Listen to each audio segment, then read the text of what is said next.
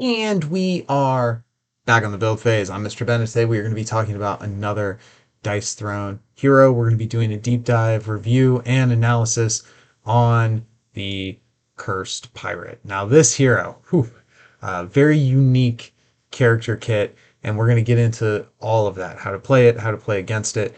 But first, I just wanted to address, I guess, a housekeeping element. If you've been paying attention to my comments on these videos or in Discord, I have publicly said several times that Paladin was the next one of these that was on the way out.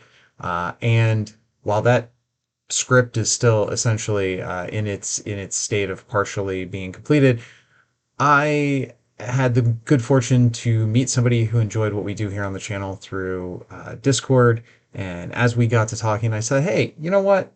Who do you want to see next?" And this individual said Cursed Pirate. So a shout out to Ran37 on Discord. We're doing Cursed Pirate today.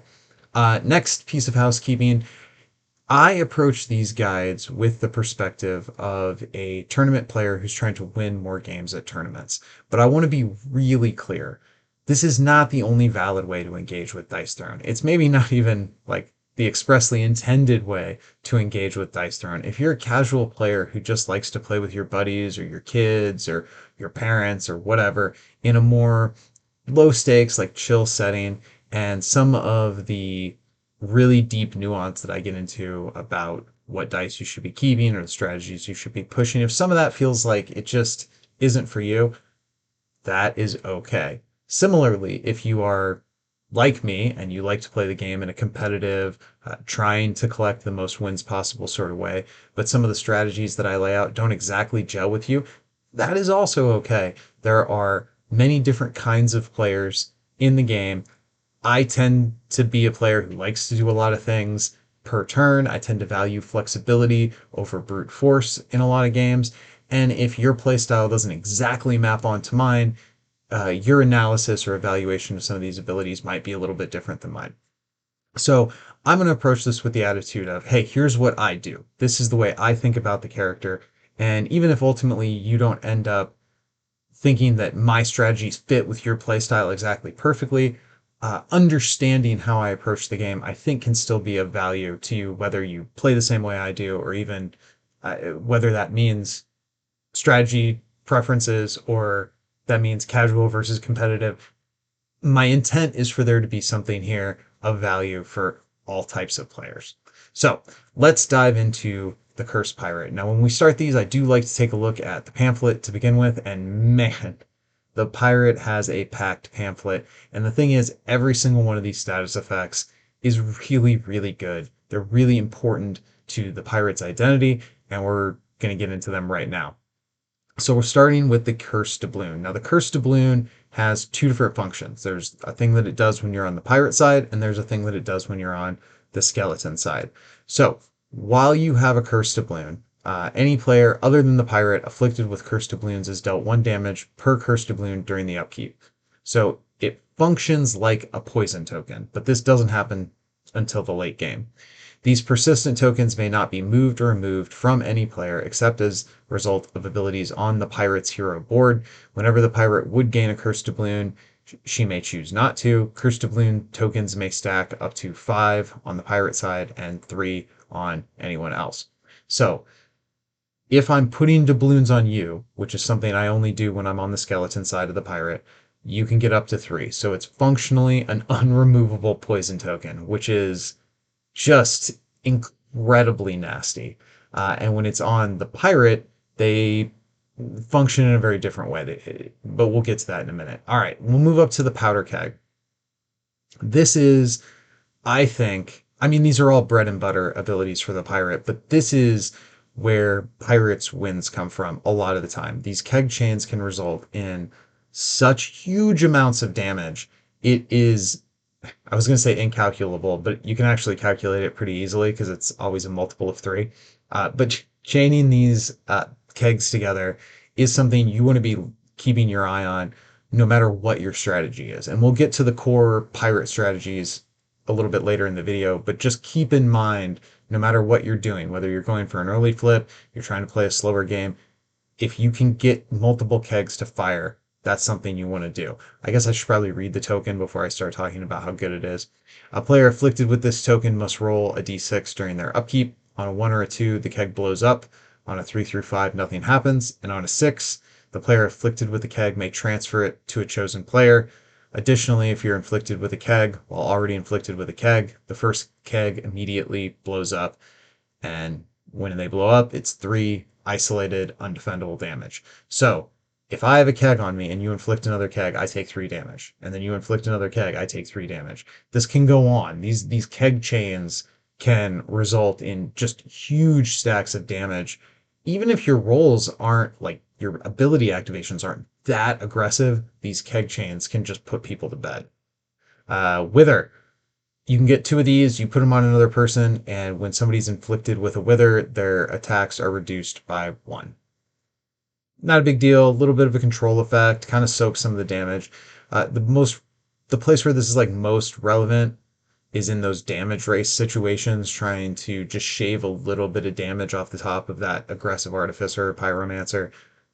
That's where Wither is going to look at its best. And finally, Parlay. Player afflicted with Parlay may not deal any kind of damage as a result of their offensive roll phase. Other effects may still apply. Brutal.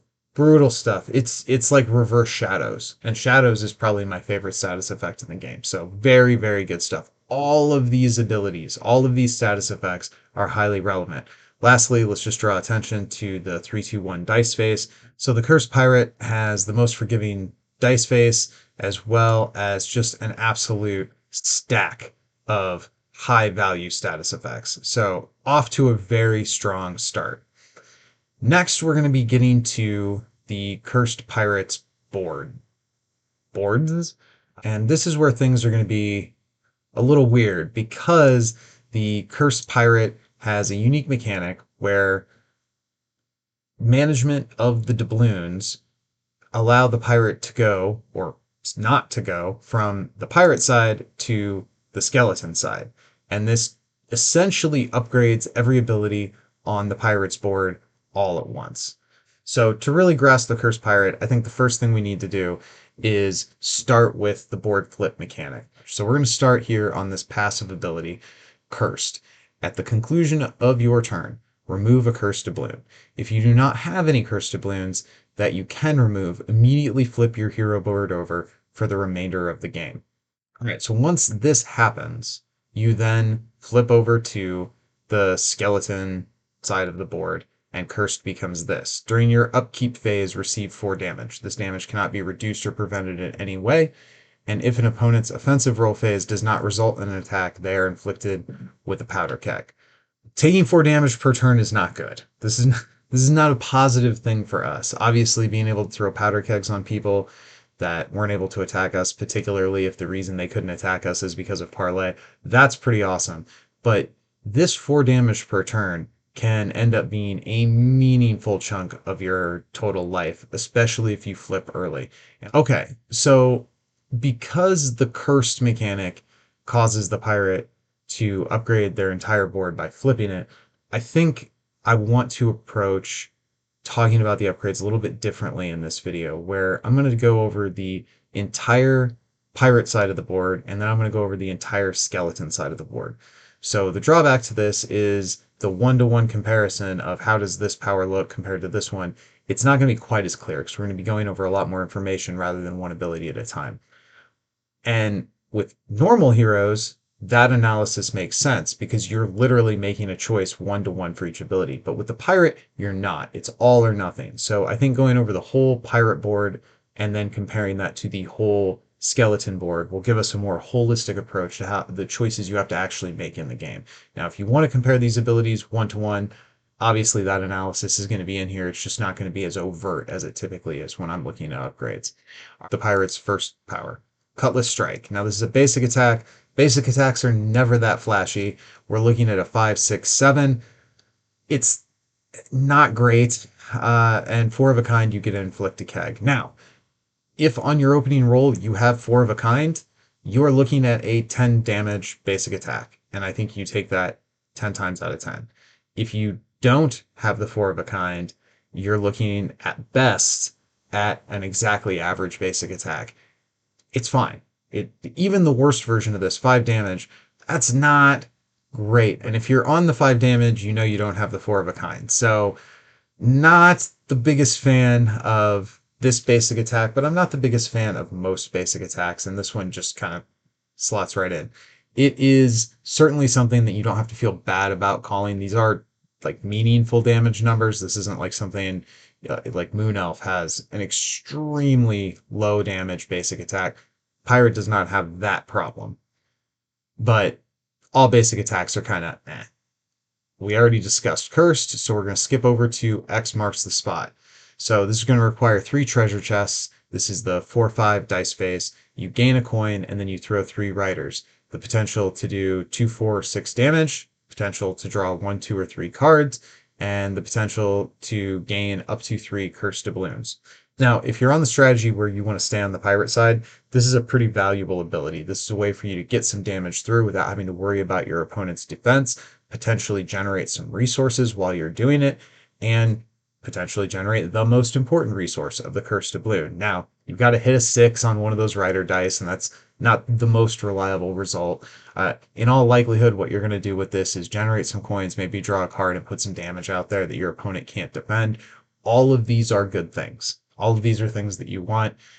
This probably isn't going to win you the game if you're playing against like an aggressive hero, but if you're playing against a slower hero, a hero that needs time to set up, this is exactly the kind of thing that you have the time and the breathing room to do.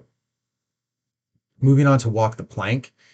Cutless, 2 treasure chests and a skull. You choose one, steal a combat point, or make an opponent discard a card of their choice and then deal 7 damage. So 7 is exactly the number that I want to see on an ability for something to just be like baseline, to just be acceptable. And this does so much more than that. Now, it's not a random card that your opponent has to discard, so that does definitely read your opponent throws away their least important card. But this is the kind of axes that you really want to be thinking about attacking on as the pirate. You are always on a clock. You are always losing doubloons, and if you've lost all your doubloons, then you're losing life. So there is a decay factor. There's a pressure that you're under that other heroes just are not under. And one of the ways that you can prevent them from using that pressure against you is by denying them resources. If your opponent doesn't have the coins to pay for the upgrades in their hand, or if they don't have cards in their hand to spend their coins on, you're in the position where your opponent is not building up and getting so far ahead that you're not going to be able to shut the door on them before you decay. So this is a great power. This is something I don't feel bad about taking this. And notably, there is a 6 in this power's activation. I want to talk more about 6s later, but for now we're going to move on. Next up, we have a double stacked straight ability. This is another, I feel like every part of this character, I'm like, oh, this is a bread and butter ability. This is a core part of your strategy. This is definitely a core part of your strategy if you are going on the absolute rampage path and you're trying to just do as much damage as quickly as possible. You got to get a keg on there. Keg chains are one of the best ways for the Cursed Pirate to close the game out and to have those big burst turns that she relies on to make sure that she can kill you before her decay kills herself. So getting a 7 damage small straight, potentially 10 damage with that keg, and potentially even more if you've got some cards to back that keg up, is perfectly acceptable. A large straight for 9 is better. When you add in the keg damage, we're looking at 12 plus whatever you can chain into. Both of these straights are powered. The thing about small straights is you just get them. They just come to you over the course of a game. So whether you're on like the deal the most possible damage strategy, whether you're on a slower, more kind of conservative approach with your game of Cursed Pirate, this is an ability that is probably just going to fall into your lap at some point. You're going to throw the opening dice and you're going to have that small straight. If you have any card in your hand that can also inflict a Powder Keg, this is a huge power. So let's say we flop a small straight. I put a keg on you, right? And then I play a card that puts another keg on you. My small straight just did 10 damage. At the start of your turn, you roll a 1 on the keg. My small straight just did 13 damage. I just got an ult worth of damage out of a small straight. I, I could go on, but I'm just going to keep saying the same stuff. This power is really good. The keg status effect is extremely strong, and it is often the pirate's key to closing out games. This is a not difficult to get ability. It's 2 abilities in 1 ability slot. They're both good, and they both help you move the game towards its conclusion.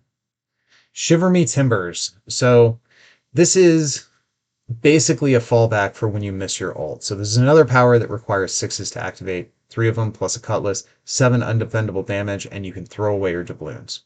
So if you want to flip to the pirate side first, if you want to try to race, like you sit down and your opponent's on, say, a pyromancer, you're like, all right, all gas, here we go. This is the power you want to get on turn 1.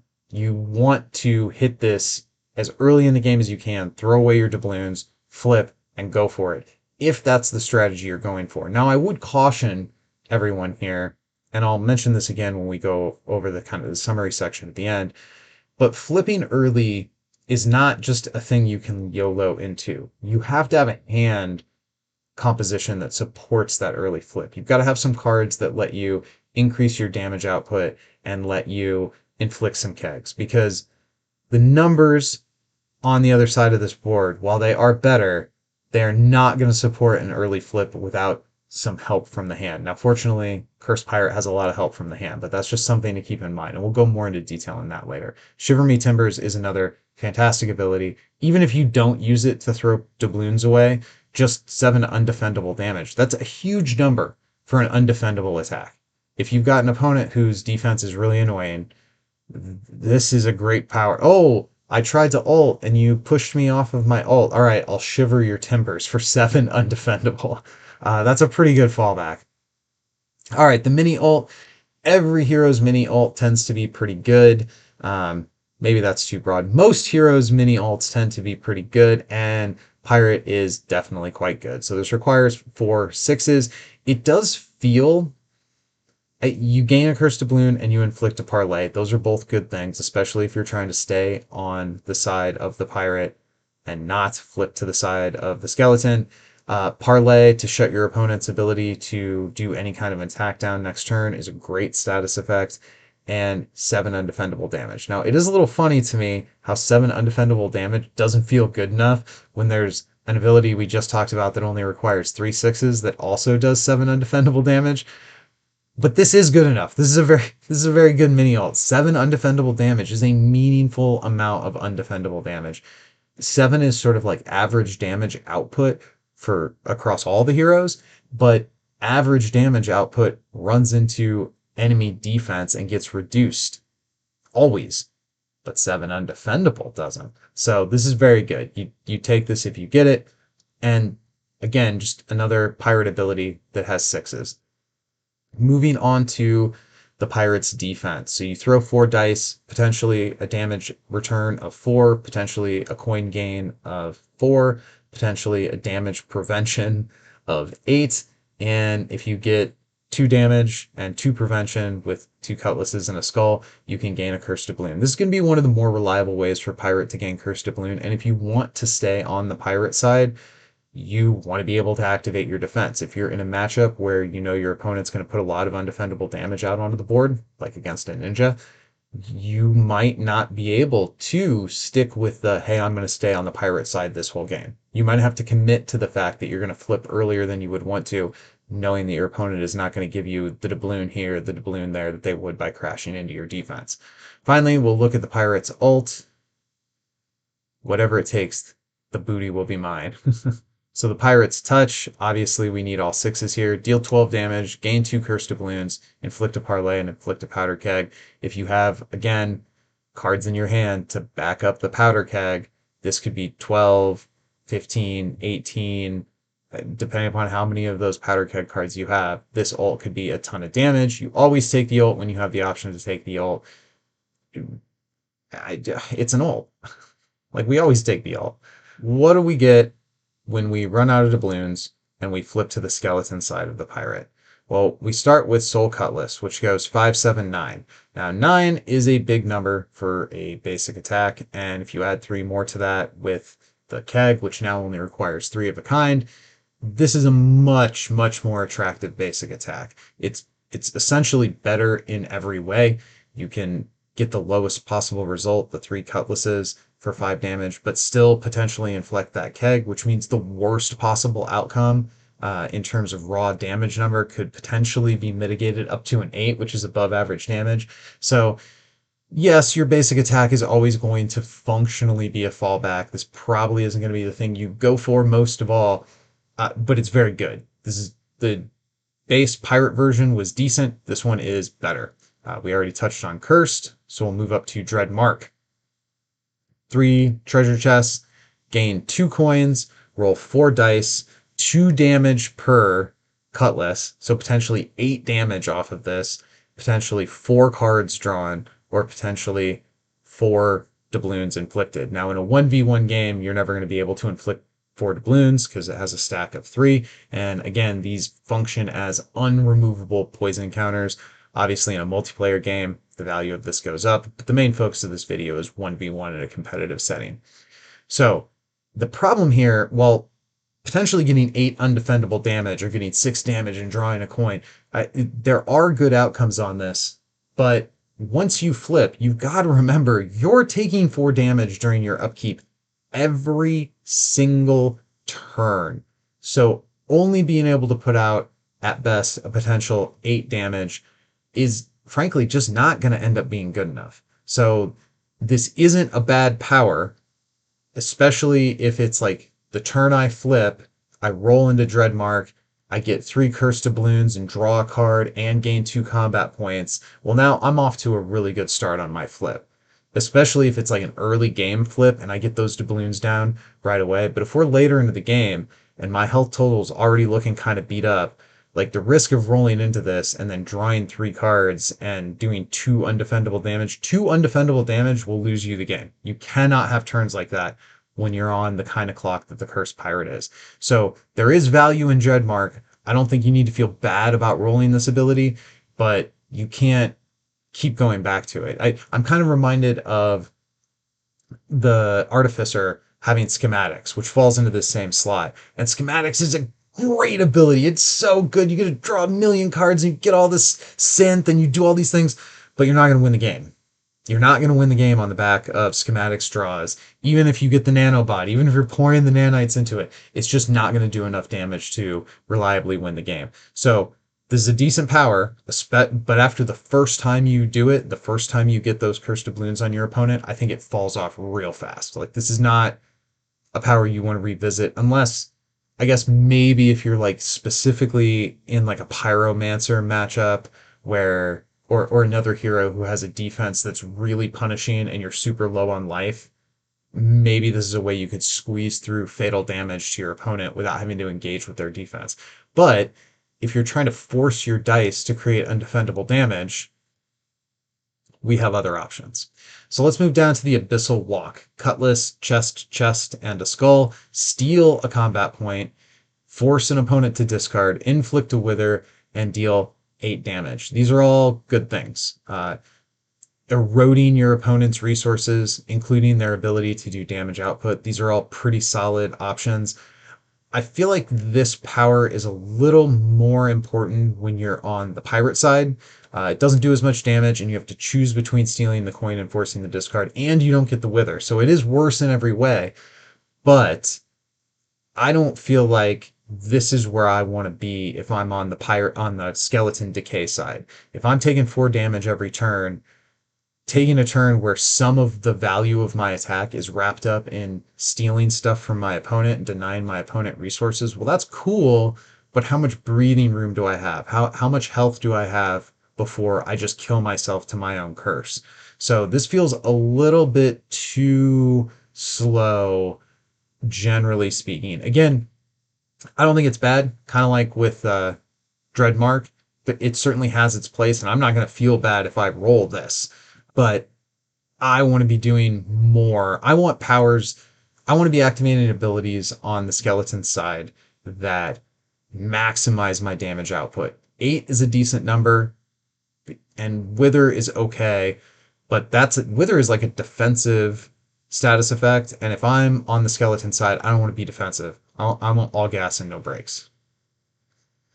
Moving on to Thar She Blows. So I went on and on about how good the straights were on the pirate side, and frankly, they're even better and more important on the skeleton side. So this is the kind of power that I want to be doing.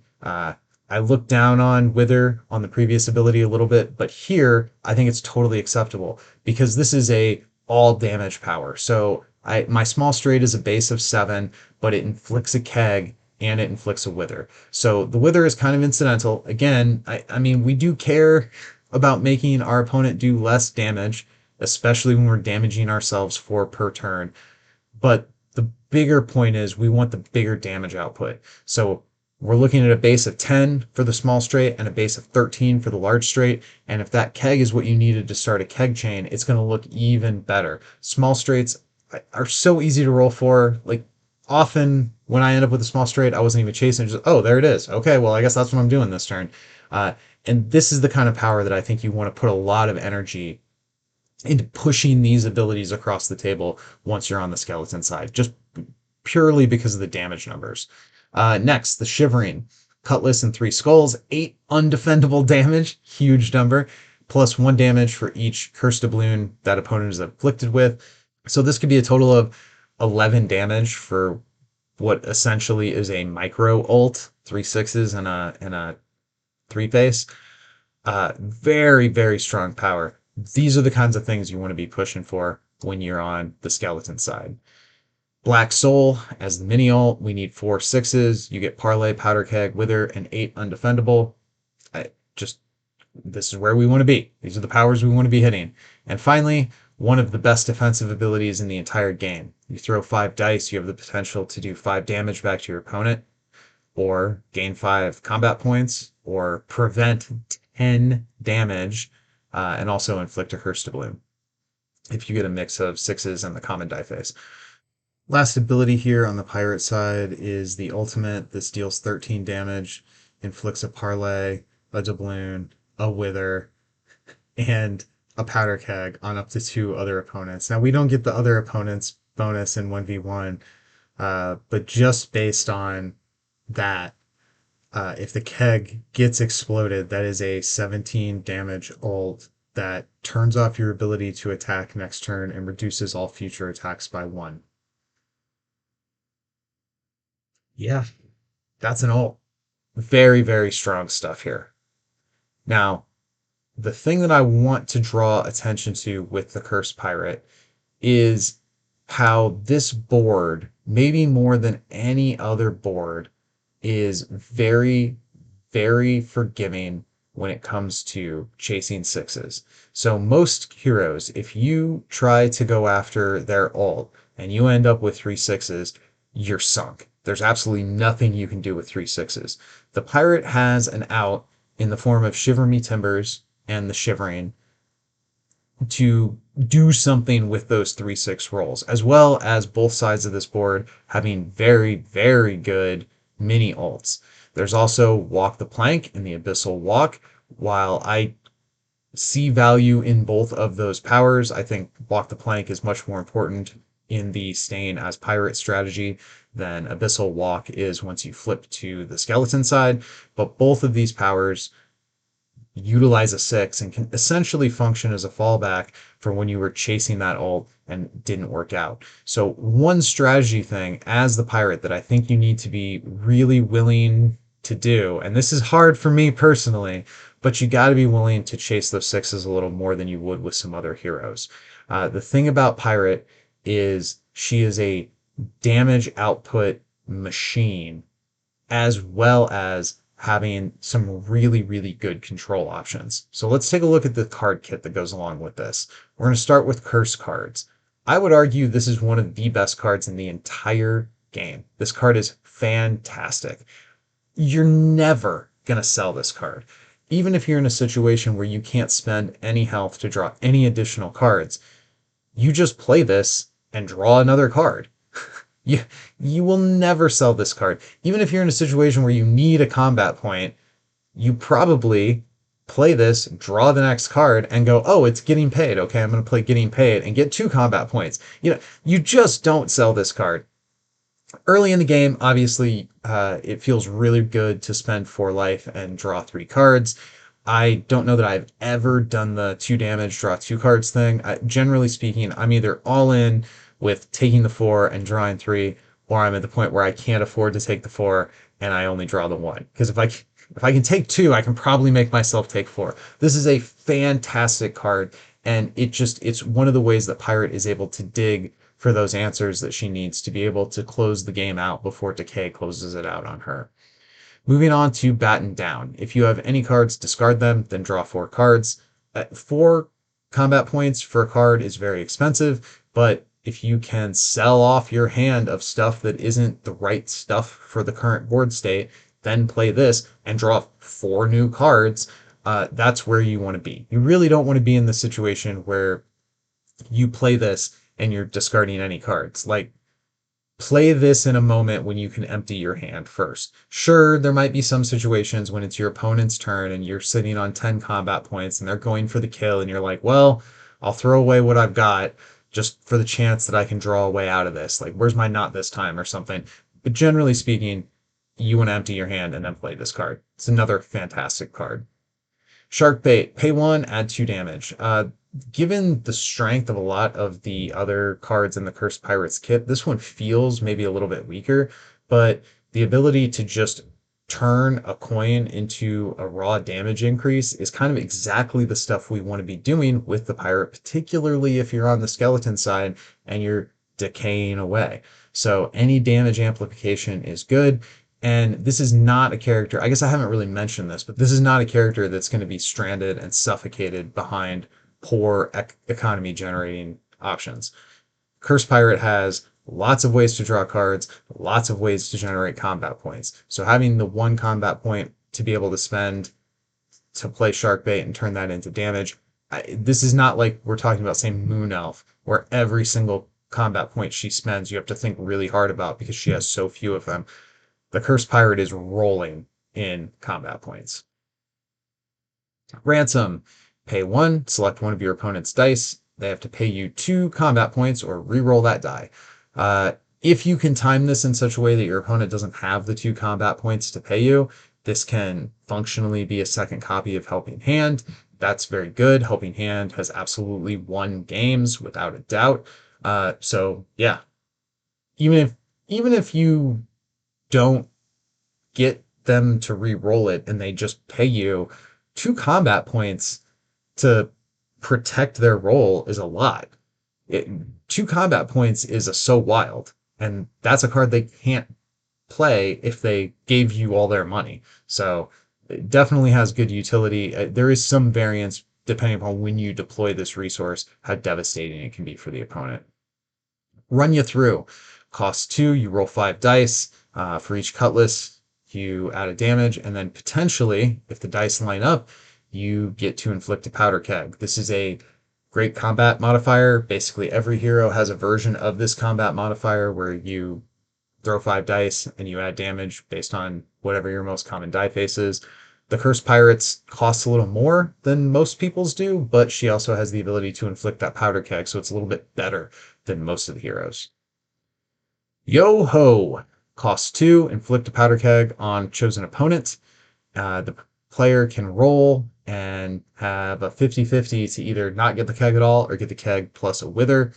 There is something to be said for choosing when you time this, especially if you're trying to do like a chain of kegs. In his pirate guide on Board Game Geek, Argon talks about how this would be the card you would want to start your keg chain with, because it's more likely that people will take the chance, they'll run the risk of getting that wither if this is like the 4th keg you're trying to detonate in a row. And I'm inclined to agree with his logic there. I will, of course, link that guide in the description of this video if you want additional information on how to be the best pirate you can be. The earlier in the chain you sequence this, the less likely it is somebody's going to want to take the chance. If they're looking at like 3 damage, okay, fine, I'll just take the keg. But if this is like the 4th keg in the chain, I think they're probably going to roll. And then, yeah, maybe it gets worse for them, but there's a chance it breaks your chain too. And you definitely don't want that. So it's worth it. Any card that says inflict a keg is worth it for the pirate to play. Light it up. Pay 2, inflict a keg. I mean, that's basically the same as this, except no chance of failure. Uh, Pay 3 for Feed the Fish, inflict powder kegs on up to 3 different opponents. Obviously, this is better in multiplayer, but in 1v1, this is just essentially the same as Light It Up, only it costs 3. Uh, Obviously, paying 3 for the same effect as you have another card that only costs 2, like that's worse. But at the end of the day, this is still converting your combat points and cards into damage on the opponent. And Powder Keg chains are a core skill. They're a core part of how Cursed Pirate wins games. These cards are crucial. These are cards you want to play every game. Pirate's Life. Cost 1, gain a cursed doubloon, and if your board has been flipped, heal 3 instead. I don't like this card. If you're on the pirate path where you don't want to flip, I think it's a little bit better. If you have flipped, healing 3 just that doesn't even offset 1 turn of decay. This card is going to cost you a combat point to play. I just find it really hard to believe in any game where you are on the skeleton side that selling this and then having the coin you would have paid for this plus the coin you got from selling this and doing something with those 2 combat points isn't going to be better than heal 3. Heal 3 is not worth it. It is not good. But if gaining 1 doubloon prevents you from flipping on a turn you otherwise would have flipped, then you could look at this card as pay 1, heal 4 functionally. So the gaining the cursed doubloon is just compared 1 turn to 1 turn a better route to take. Like it's just a more powerful thing to gain that doubloon. So if you're trying to not flip, okay, maybe this is the card that gets you the doubloon that bridges you to that next defense activation that keeps you on the side you want to be on. And in those cases, I can see playing this. If you have already flipped or it is your plan to flip as fast as possible in this particular matchup, then I don't think this card is for you. I think this is a card you sell. High stakes, pay 2, roll 2, and potentially get the 2 you paid back plus drawing 2 cards. Uh, the odds are actually pretty good here. They're better than 50-50. But depending upon your board state, maybe you can or cannot, and depending upon your like player personality, if you're the kind of person who's going to invest the 2 combat points here and then be crushed when you don't get the high stakes roll, maybe just sell this card because there is a world where this card just says pay 2, feel bad. So that's going to be a decision you're kind of going to have to make as a player based on your psychic profile. I will say there are times where things are getting tight. You top deck this card, you roll it, you hit it, you draw 2, and you find the thing you needed to win. So there are times where this card will bail you out of a game you should have lost. But man, does it feel bad when you pay the 2 and get nothing out of it. Crow's Nest. Pay 1, choose an opponent, roll 1. On Cutless, you get a look at their hand. On Chess, they discard a card of their choosing. And on a 6, they discard 1 card randomly. This one is hard to evaluate because just on raw numbers, if you make them discard a card, but you're also losing a card plus the coin it costs for you to play Crow's Nest, they're kind of ahead on you in that exchange. But that's if you don't calculate in what the value of the card was that they discarded. If the thing that if you force the Shadow Thief to discard the shadow into the shadows when they were going to be able to reduce your next attack to 0, then that's well worth it. That's essentially you pay 1 coin for this card, and it's like pay 1, deal 18 damage or whatever your attack value was, 12 damage plus keg. So yeah, 18. Yo ho, the pirate's life for me.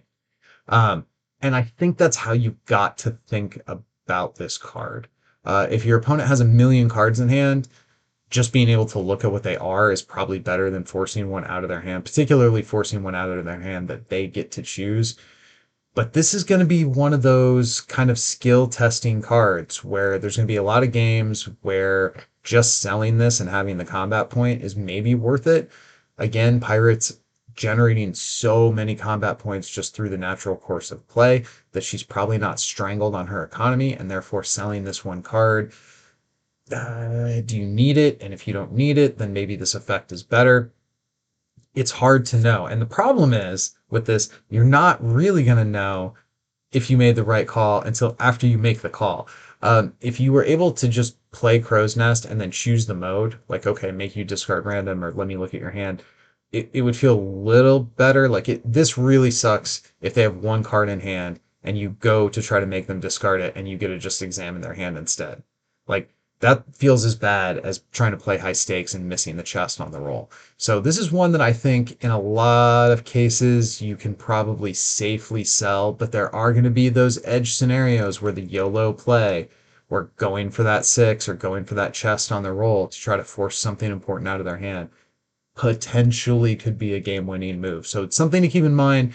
But personally, this is a card where I feel like when they have 100 cards in their hand, I always hit the 4, 5, 6. And when they have the one card in their hand, I always hit the 1, 2, 3. I sell this card most of the time when I'm playing Pirate. This is basically a 3 cost Enter the Shadows. As a Shadow Thief player, having to pay 4 to put a Shadow token on myself. Uh, I take umbrage at the pirate only having to pay 3 to force the opponent to deal no damage. If you're on your skeleton side and you force a parlay onto somebody and it sticks, you have now taken away their ability to deal damage and you've inflicted them with Powder Keg because of the passive on the skeleton side. If you're on the pirate side, this is just a way to force your opponent to not do anything for a turn.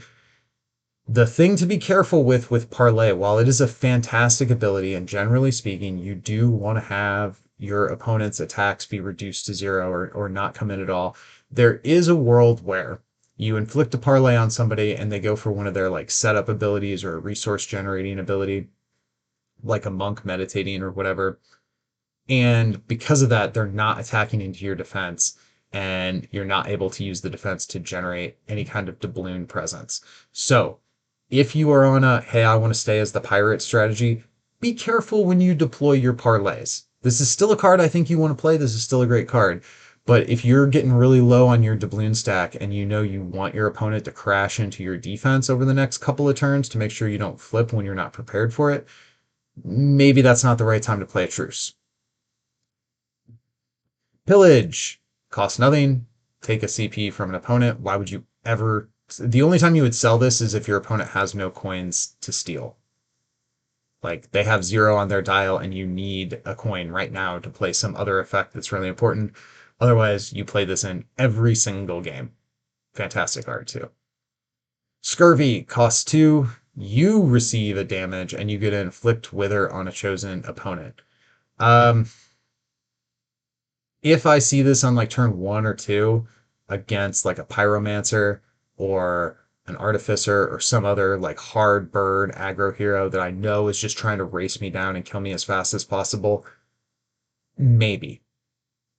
But the pay 2, I take a damage and then get that out of here. And now, admittedly, is your opponent going to play get that out of here on Wither when they know you have Powder Keg chains and they know you have parlays coming in their way? Like, probably not. But if so in the situations where this looks good, where you want to get a Wither on your opponent because you know they're really dependent on generating as much attack value as possible, those are going to be the kinds of heroes who aren't going to care as much about your keg chains. Because while keg chains are big and scary, they take some time to set up. Pyromancer doesn't need time to set up. Pyromancer just needs 1, 6 and a bunch of the most common die face to do her thing. So does she care about the Wither? And if she does care about the Wither, I don't think she's that worried about nuking it with a get that out of here and just eating the damage off the Powder Keg. This is a race, after all. And in a race, Pyromancer might feel like they're favored. So this is a card that I feel pretty comfortable selling most of the time. Again, like most of the cards that I kind of turn my nose up at, it's not that it's bad. It's not that it's unplayable. It's that the potential for being punished for playing this is much higher than other plays we can make.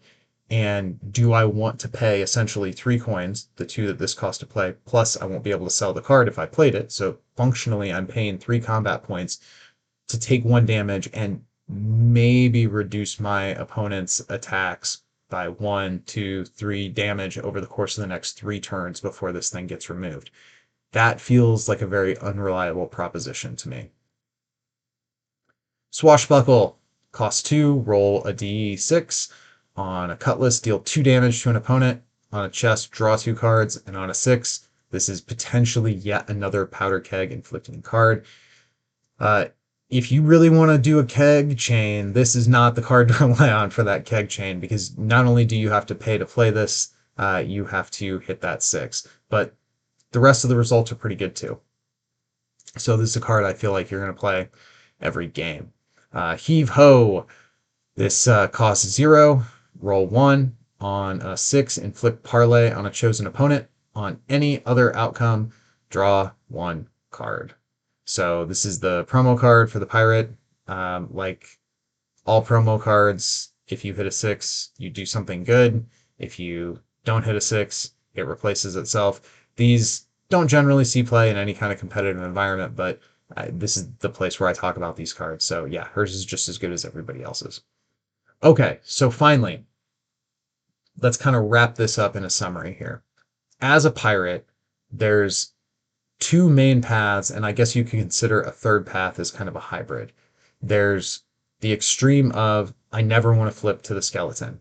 And if you're staying as the pirate the whole game, you really want to lean into stealing coins from your opponent, knocking cards out of their hands, making it harder for your opponent to come at you. And you want them routed into your defense so you can gain those doubloons. So you've always got those doubloons around to pay to keep yourself in the pirate form. You obviously want to be shooting for the abilities that let you gain a few more doubloons here and there. And you want to be angling for a big damage turn where you can pop off for kegs for 20 plus damage. And that's your door closer. Further, you can chase, and this is true for all versions of pirate, you can chase 6s a bit more with this hero than you can basically any other hero, and you should. Because you have the good fallback options, you can chase those ults or push a little harder for those ults than you would, and you end up on something like Walk the Plank, which is a perfectly acceptable power. If you want to go full burn and flip to the skeleton as fast as possible, well, obviously, getting to the powers that let you throw all your coins away would be the optimal turn 1. You want to shiver those timbers as fast as possible. And you can choose to not gain those doubloons. Again, if you're going to go into skeleton mode as quickly as possible, and if this is the thing you want to do, turn 1 is when you want to do it. Like, you want to go. But you got to look at your cards, and you have to have cards that can kind of back up that play. Having dice fixers that let you ensure that you can hit that ult when you need it, or at the very least limp your way into the Shivering or Black Spot or the mini ult. That's going to be really important because you're taking 4 damage every turn, plus whatever damage output your opponent's doing. So just decaying away to nothing is a real danger if you flip early in the game. The third path is kind of a hybrid of these two, where you hover out in pirate mode for a while, generate some value from just not having to take that 4 damage every turn, but with the plan to switch into pirate mode kind of towards the late game. And again, the door closer is probably ultimately going to be a turn where you get a good attack off and you push a lot of damage with a keg chain. May or may not involve ulting as well. With the pirate being so generous with card draw and CP production, it's very likely that this is one of the heroes where you can realistically draw through your entire deck. And if you're drawing through your entire deck, you should be able to cherry pick back a few cards and hold on to them to be able to deploy that ult when you need it in the late game. Now, if you're playing against the pirate, again, it kind of depends on what you want to do here. If you are on, I've mentioned Artificer and Pyromancer multiple times in this video, and there are other aggro heroes, but those are kind of like the point of the spear in terms of the really aggressive damage output heroes. And if you are in one of those, if you are on one of those heroes and you're facing a pirate, you have just got to race. You've got to race. Just as fast as you can, as hard as you can, and try to get the pirate dead before they have the ability to set up the 5 or 6 combat points they need on the dial, plus the cards they need in hand to do a big keg chain and hit you for 10 damage plus another 12 with kegs going off one after the other. You've got to win that race. If you're on a slower hero like Shadow Thief, like I generally am on, what you want to do is force the pirate to flip. You want to lean into your damage mitigation, slow them down, blunt their damage output, save your status removals to break those powder keg chains or to clip that parlay when it comes in to prevent it, particularly if they flip. If they put a parlay and they're still on pirate side, who cares? But if they put a parlay on you and they flipped, that's when you want to be able to have that, get that out of here to make sure that they don't get that free powder keg at the end of your turn. And if you are able to step into the shadows or tank a bunch of damage and just prevent, Monk is another good example here with a lot of damage mitigation. The pirate sometimes can just kill herself. She just decays away because of that 4 damage per turn. And that's really the options, the extremes. I mentioned Argonjedit's guide on Board Game Geek earlier. He had another comment that I wanted to sort of paraphrase here, where if you're on an aggro hero, you want to beat the pirate in the first 5 turns or so. And if you're on a defense hero, you want to beat the pirate in turn 10 or above. But like turn 6 to 9 is where the pirate is going to kill you. If you are dead. If you live until turn 6 and you don't have the durability to live until turn 10, chances are the pirate is going to eat your lunch. This is a very, very strong hero with a cool, unique kit. One of the most fun heroes in the entire game, honestly. I think the fact that she is so strong in the competitive community, it takes away a little bit from how unique and cool and fun she is to play. Because whatever the strongest, most powerful thing is, uh, it tends to catch bans in our competitive format. You bring 3 heroes, you ban one. Pirate catches a lot of bans, so we don't see as many of these like fun, dynamic pirate games because she is so difficult to play against. But like all heroes in Dice Throne, she's not unbeatable. So if you can get in there and do your damage early, or if you can survive and force the game out into the late game where she starts to decay and fall apart, those are the 2 avenues to have success against this hero. So, this has been the Build Phase Dice Throne review and analysis of The Cursed Pirate. I'm Mr. Ben, and you should go win some games.